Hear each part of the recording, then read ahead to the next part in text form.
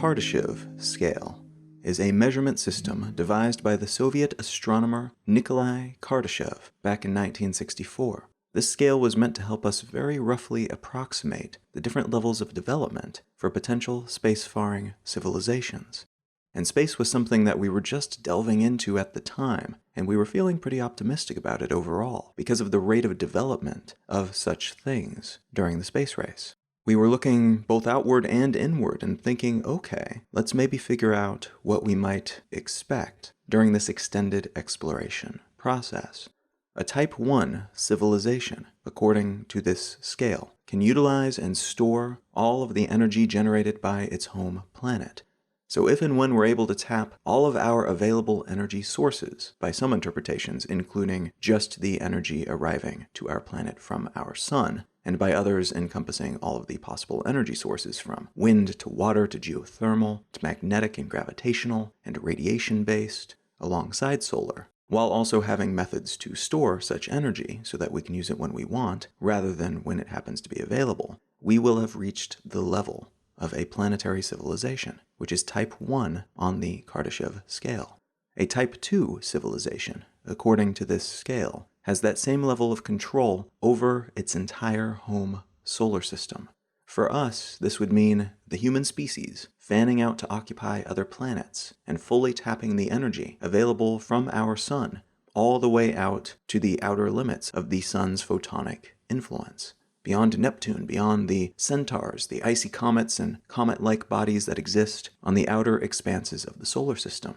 Beyond even the Kuiper Belt, Pluto and Charon, up until possibly the heliopause, the outer limits of our sun's influence. But perhaps even as far out as the Oort cloud, just beyond that outermost solar limit. We would need to tap all of the energy available within that incredibly vast chunk of space to become a Type 2 civilization, a stellar civilization, according to the definition provided by the Kardashev scale, which is a whole lot if you think about how much energy is available just on Earth, and then expand that thinking to encompass other similarly rocky planets, but also all the moons, all the asteroids and comets, and the chunky gas giants like Saturn and Jupiter, which themselves are chock full of potential energy sources.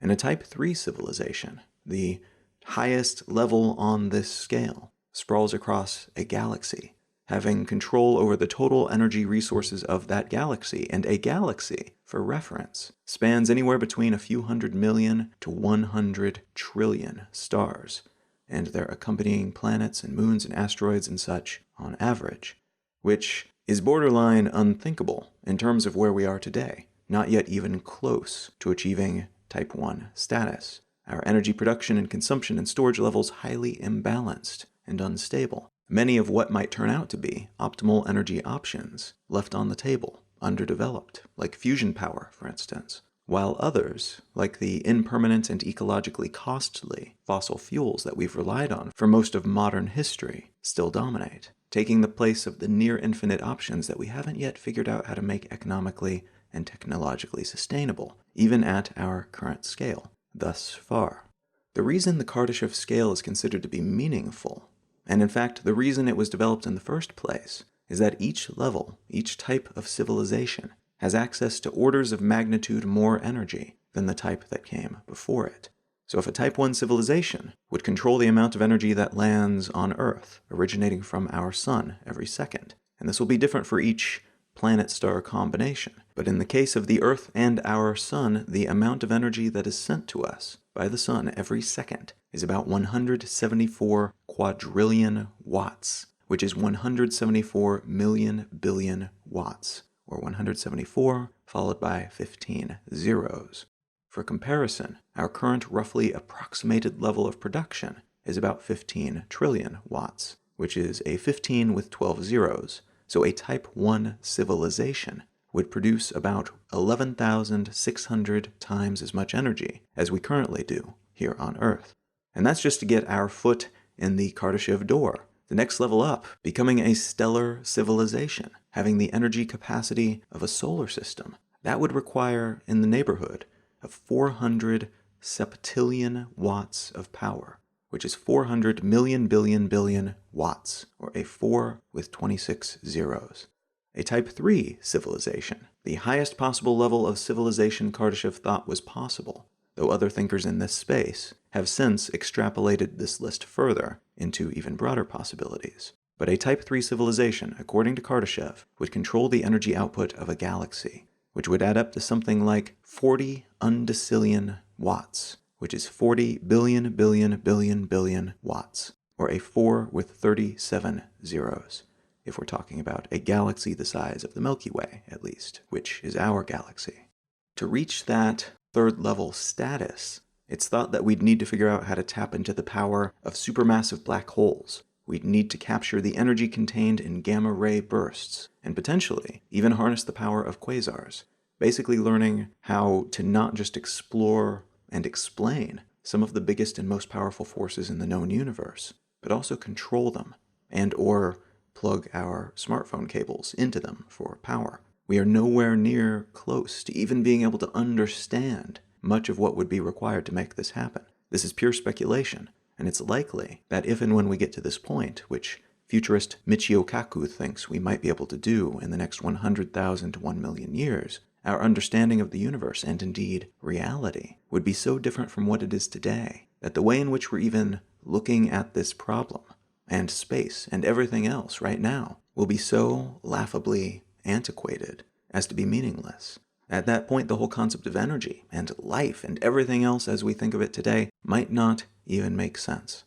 A Type 2 civilization is also far beyond our ability to concretely predict the shape of, and even what it would take to get close to that level currently. But we do have a few somewhat more developed ideas about how it might maybe someday work. An imagined superstructure called a Dyson Sphere, for instance, could allow us to tap our central star for energy, collecting almost all of it, or literally all of the energy released by this immense natural energy source, and to use that energy to fuel our expansion.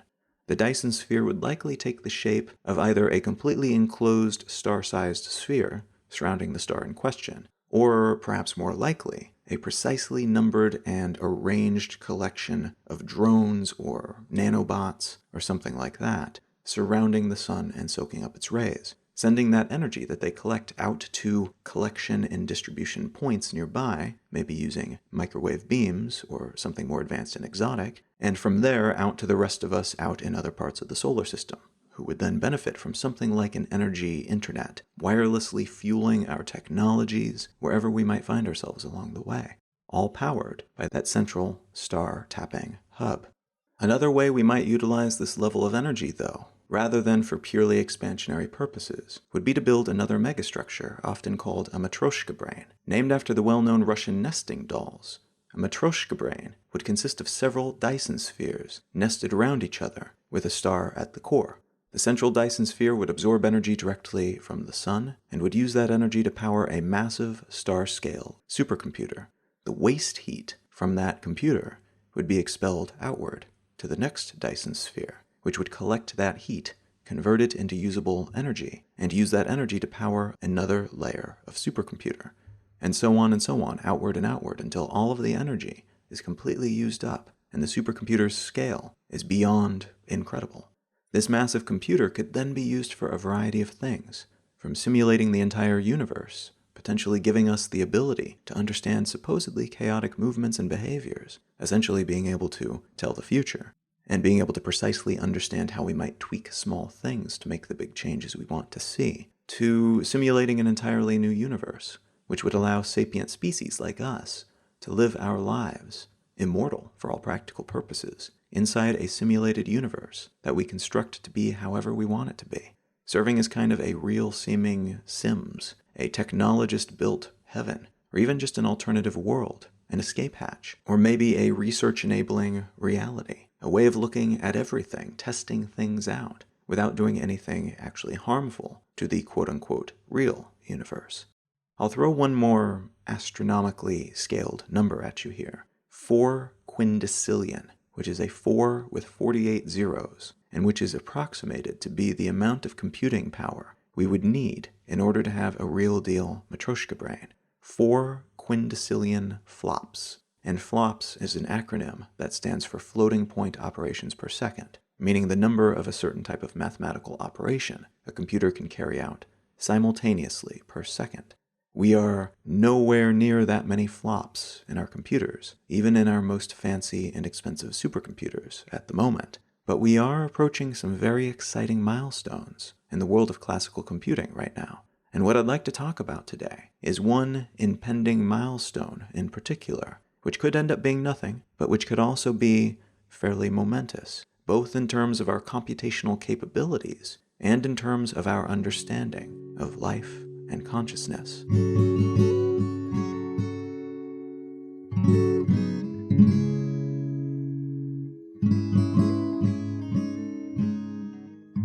You are listening to Let's Know Things. I'm Colin Wright. Let's Know Things is an independent, listener-supported show. If you're enjoying what you hear, consider becoming a patron at patreon.com/letsknowthings. The reason I'm able to invest the time that I do into this show each week is because of folks who are supporting the show directly. A huge thanks to everybody who is already supporting the show in some way, shape, or form. I truly appreciate that, whether that means monetary support through Patreon or some other mechanism, or whether that means sharing the show, leaving a review, non-monetary means of that sort. Your contributions and enthusiasm mean the world to me. Thank you very much. All right, let's get back to the show.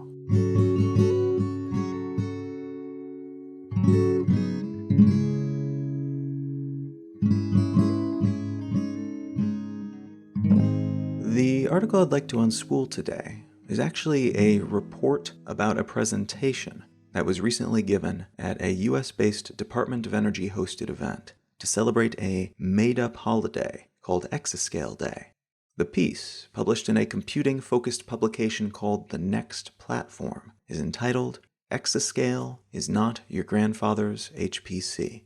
There are many possible ways one might carve up and organize the history of any industry. And over the past nearly 4 years of producing this podcast, I've told the story of the development of computers and computer-adjacent technologies in a few different ways, as parts of several different broader current events-focused storylines.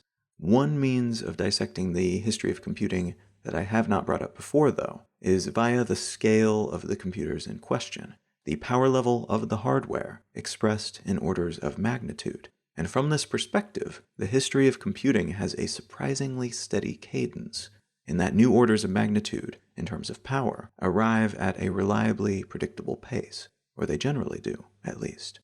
Before I get into that, though, a quick note about what I mean by order of magnitude.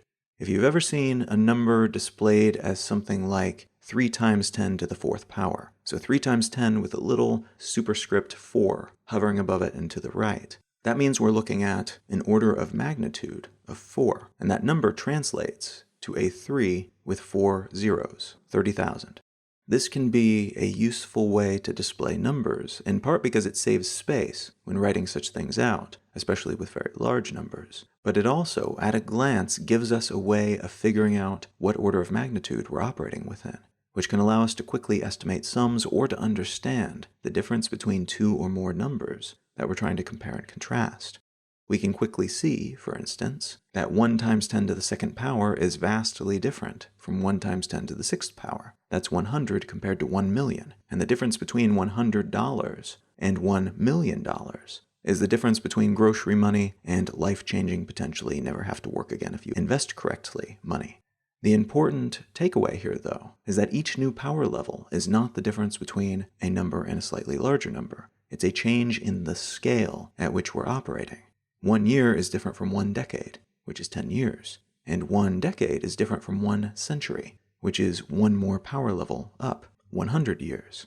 A millennium, 1,000 years, is 1 more power level up from a century, and the difference between each of these levels is significant and increasing, above and beyond the difference we would generally find between normal numerical increments. So in this case, a difference of 9 years, then a difference in 90 years, then a difference in 900 years, as those power levels increase. We could see fundamental shifts in the way that we live year by year, or from the year 2006 until the year 2009, just a 3-year difference. But it's far more likely that we will see massive shifts after a decade or a century than any number of individual year increments. So order of magnitude measurements are meant to help us grok such distinctions in terms of broader shifts, and each new superscript number adds another zero, which, as we scale up, means an increase in not just 1, but 10, then 100, then 1,000, then 10,000, and so on. Comparing 3,500 to 5,000 is operating within one order of magnitude, that of the thousands, while comparing 3,500 to 150,000 is comparing between two different orders of magnitude, the 1,000s and the 100,000s. When we use this measurement system within the world of computing, rather than the world of money or years, that same rule applies. Rather than thinking about the minor evolutions from one chipset to the next, or comparing the difference between different generations of iPhone, we're generally looking at more fundamental shifts. 1 times 10 to the second power will be fundamentally different than 1 times 10 to the third power, despite the numbers seeming close together, because that leap is a difference in the scale of what we're measuring, like a leap from years to decades to centuries to millennia. When it comes to computation, the average person's ability to mentally compute a multiplication problem with the aid of pen and paper is generally considered to be somewhere in the 5 times 10 to the negative 1 computing power range, which is perfectly fine for a human being using a relatively simple piece of technology as an aid, but not at all impressive when it comes to what we're able to do with modern technology, as you will soon see. And this measurement, by the way, is typically measured in flops, which, as I mentioned in the intro, is roughly a measurement of how many math problems of a particular type can be done per second. An order of magnitude step up from that, we see early mechanical computers, devices with sprockets and simple electrical currents, which are able to operate at something like 1 times 10 to the 0th power as we measure such things. Decascale computing is an order of magnitude up from that, and we can measure human perception of the visual world at this level. 6 times 10 to the first power is at the upper range of human perception, meaning we take in and process visual information quite rapidly and at roughly an order of magnitude faster than we can compute math problems consciously. A level up from that, we have hectoscale computing, and this is somewhere in the neighborhood of 1 times 10 to the second power. Here we find early IBM punch card computers, with which we were able to compute complex addition, subtraction, multiplication, and division problems. Kiloscale, which is 10 to the third power, brings us the first vacuum tube-based supercomputer, named Colossus, in 1943, alongside the Intel 4004, which was the first CPU on a chip that was released in 1971. The distinction between the two actually being quite vast, at 500 times 10 to the third, and 92 times 10 to the third, respectively. But again, both existing within the same order of magnitude and thus falling into the same general power range. Megascale brought us computers based on transistors. Gigascale computing, 10 to the 9th power, brought us supercomputers capable of doing fluid dynamics problems back in 1972, which, to put it lightly, is a very difficult kind of math to do. But this power level also included the Intel Pentium 3 chip, released on the consumer market in 1999, and another chip released by Intel in 2010, which is far more powerful than that earlier chip and that much earlier supercomputer, but which still exists within the same order of magnitude in terms of power. Terascale computing is where many of us live today. This is 1 times 10 to the 12th power, and supercomputers from the late 90s rank at this level, as do high-end graphics chips, IBM's Watson supercomputer, and at the top end, coming in at 960 times 10 to the 12th power, is NVIDIA's DGX-1 deep learning-focused supercomputer, so the type of supercomputer that you have doing impressive AI things.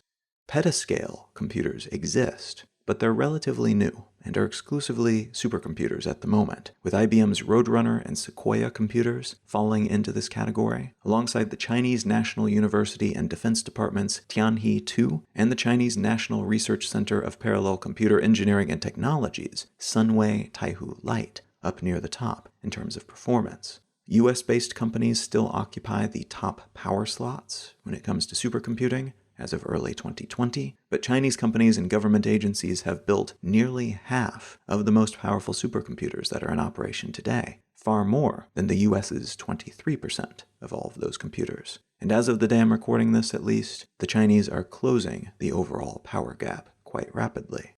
That level, petascale computing, includes systems that are operating at 10 to the 15th power. So recall that if we're talking about years, 10 to the 0th is 1 year, 10 to the 1st is a decade, 10 to the 2nd is a century, and 10 to the 3rd is 1,000 years, a millennia. And up and up and up from there, adding zeros, massively increasing the quantity of years that we're talking about each time we add another superscript number. In computing, we're talking about processing capability, moving at the same ever-inflating rate, rather than an incremental, steady rate. 10 to the 15th, then, is not 15 times more powerful than 10 to the 1st. We're talking about 10 compared to a 1 with 15 zeros, which is a quadrillion, which in the world of computing means that these devices are capable of performing 1 quadrillion, or thereabouts, floating point operations per second. That many math problems per second, essentially, which allows these computers to not just do fancy math, but also to accurately predict the effects of complex systems, like the weather, and even the climate, which is the weather over vast time periods on a metascale. These computers are used to conduct nuclear simulations, to do quantum chemistry, to conduct fusion science experiments, and to work with cosmological levels of data, tracking the entire sky, and the seemingly countless number of objects in that sky, making predictions, also immensely accurate, as to where those objects will go next. Petascale computing also allows us to simulate the entire brain of lower-level organisms, like nematodes and fruit flies, but also relatively higher-level brains, like those of mice and rats.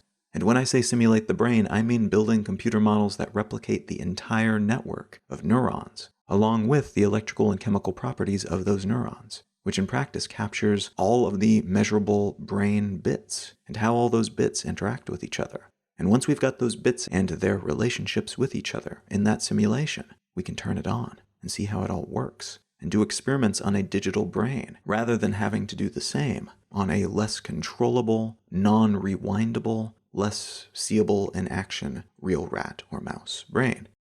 The article I mentioned earlier is about the next step up from petascale computing, which is called Exascale Computing. Petascale is at the 10 to the 15th power level, and exascale jumps up to 10 to the 18th power. The difference here, again, just like each of those other leaps, is quite vast. But in this case, the meaningful difference may be significant on the human level, alongside the defense, science, and other purposes that may emerge once we're able to leverage this kind of computational might. Exascale computers are defined as being able to perform at least 1 exaflop per second, which works out to a billion, or quintillion, a 1 with 18 zeros, calculations per second, a 1,000-fold increase over petascale. This milestone is extra meaningful because it's estimated that the human brain, at the neural level, meaning at the functional, subconscious, and conscious level, performing all the functions of a brain, not just our conscious thoughts, operates somewhere within the exascale. We have a lot of computational heft underpinning our breathing and walking and consciousness-creating brain functionality. And once we're able to artificially compute at this scale, we may better understand how our brains, and thus maybe our consciousness, our biologies, and everything else related to us, how it all works. Now that is just one potential benefit of this massive increase in power, of course. If you upgrade your computer, not only can you use a better version of Photoshop and play better games and do all the other things that you were not able to do on your last computer, but you can also do the things that your last computer was capable of faster and better. And you can likely have a bunch of windows and software open simultaneously and have the whole thing work just fine. Whereas maybe your last computer struggled to do just 1 or 2 of those things at a time. Similarly, this upgrade will allow us to do more of what we are currently doing today better. So complex 3D modeling of computationally intense things, like climate change effects and modeling of nuclear war, will become commonplace and easy, rather than expensive and rare like it is today. That is a massive benefit that is offered by these sorts of upgrades, alongside all the new things that we will likely be able to do in that expensive and rare way for the first time. But especially in an age where we're developing an increasing number of our medicines, like antibiotics, using what we might loosely call artificial intelligence, and where a lot of current and future applications of software require the crunching of massive amounts of data in short periods of time, like autonomous vehicles and the software-augmented landing of planes. A lot of what happens next in these spaces will almost certainly be the consequence of this leap in computational capability, and a lot of what comes next, that we haven't predicted yet, will be the result of this massive boost in strength and speed that our machines and software will be able to leverage on our behalf.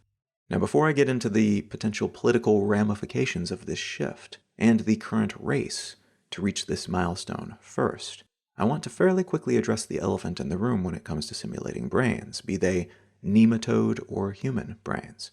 It's long been thought that we might be capable of simulating a human brain using far less processing power than our brains themselves utilize. The human brain may operate at the exascale, in other words, but it may be possible to create what amounts to a functional simulation of that brain, using far less power than that. A bit like playing a video game at a lower resolution, a lower quality, with shoddier graphics, but the same underlying gameplay functionality.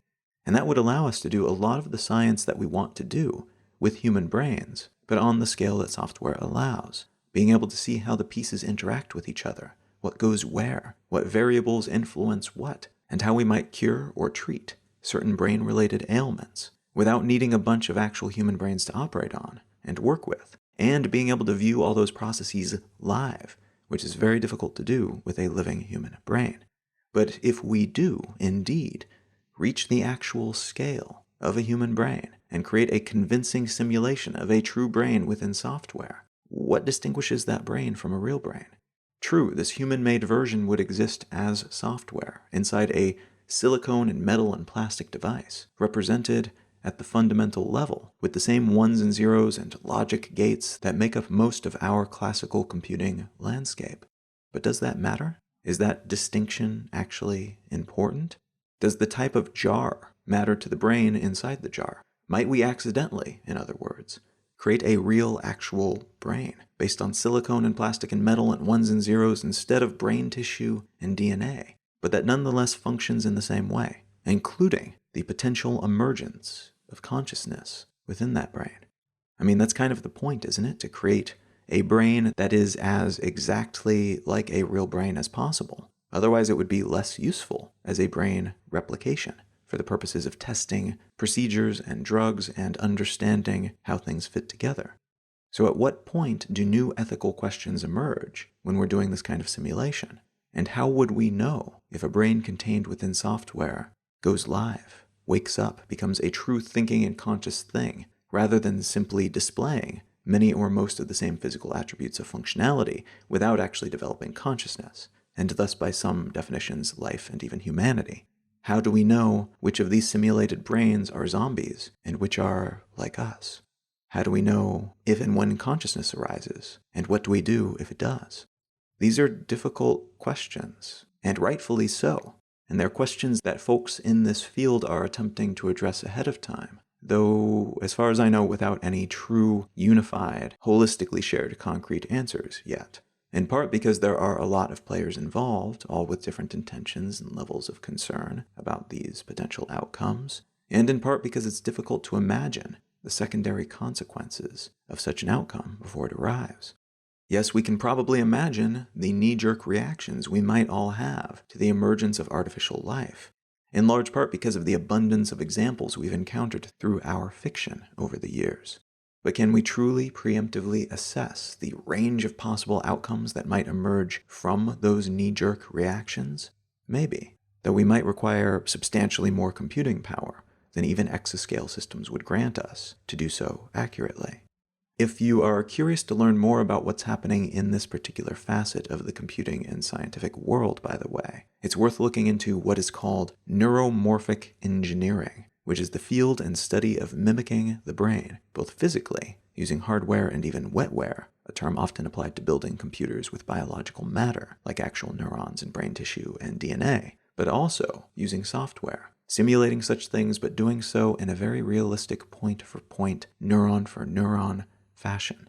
This field includes full-scale modeling, but also modeling of individual systems, like the auditory system or the visual system, so that we can better understand how these systems function and fit together, over time learning more about ourselves, but also learning from biology, how we might build better non-biological systems, from speakers and touch screens to architecture.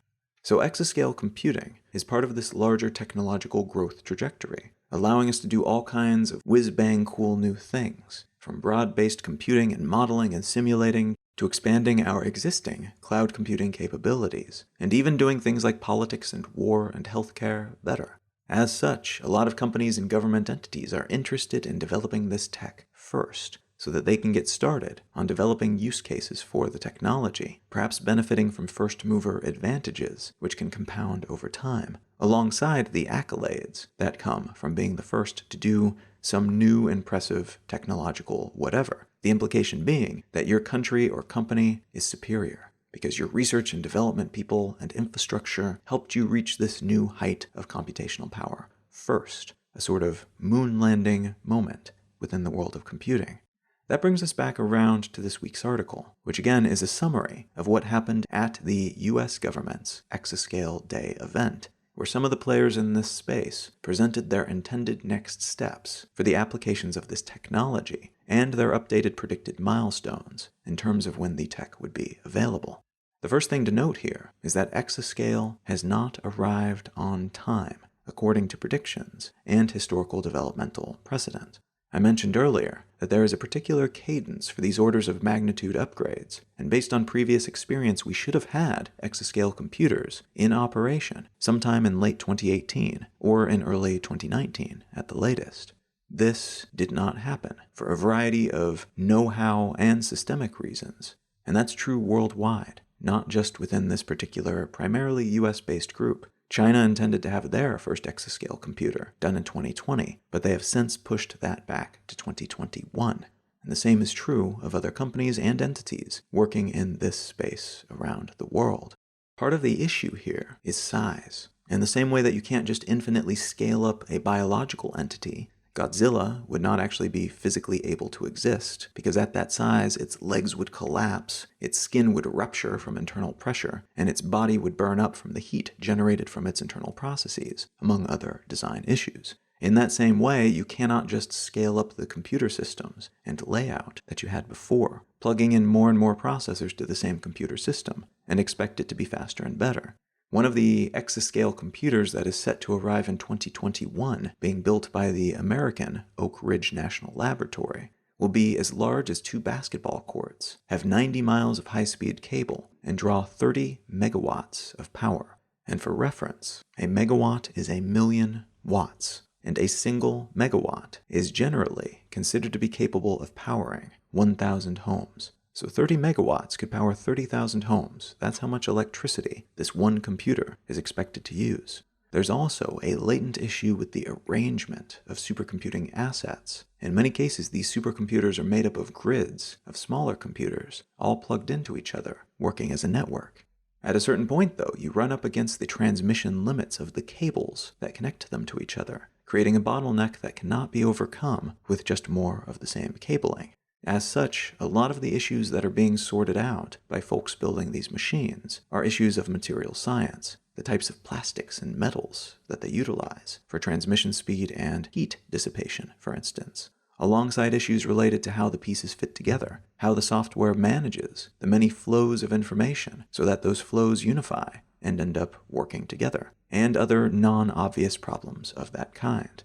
Part of why these sorts of investments are considered to be worthwhile, of course, by both business interests and government interests, is that having more of this kind of power at hand in one place means you could potentially give yourself a difficult-to-close advantage gap over other countries and/or companies, because more computing power could mean a greater ability to develop the materials of the future, the system arrangements of the future, meaning an advantage in computing power could, if leveraged correctly, help you upgrade your future computer systems, turning a seemingly small lead into a massive one in short order that would then benefit itself cyclically. And the greater the lead in this category of technology, the greater the potential lead in other aspects of science and technology as well. which is something that touches on everything from food distribution to military organization and deployment. In a very real way, advantages in computing, if leveraged well, can become advantages in just about every other possible sector and endeavor. So computing is one of the few true meta-advantages that can be pursued, and thus it is often provided with a solid quantity of resources, even when the payoffs are not right on the horizon. And those investments generally increase as the tangible benefits of previous investments become close to fruition, just a year or two away. Now, as I mentioned, it's possible that we'll see some early exascale systems in 2020, though it's more likely that the fully baked versions will arrive in 2021. The early models mostly just for show and for bragging rights, rather than for their true eventual high-end computational purposes.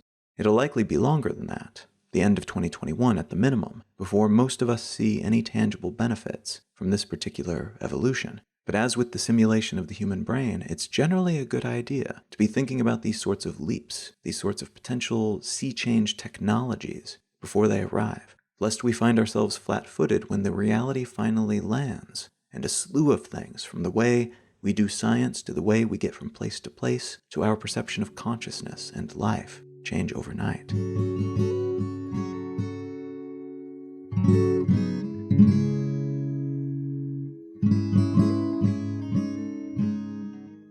If you're enjoying Let's Know Things, consider becoming a patron at patreon.com/letsknowthings. You can find another assortment of ways to contribute directly at letsknowthings.com as well, from other means of supporting the show financially to ways to support the show by sharing it, by leaving reviews. I'm able to commit the time that I do to this show each week because of folks who are supporting the show directly, and I am very grateful for everyone who is doing so in some way, shape, or form. Thank you very much for that.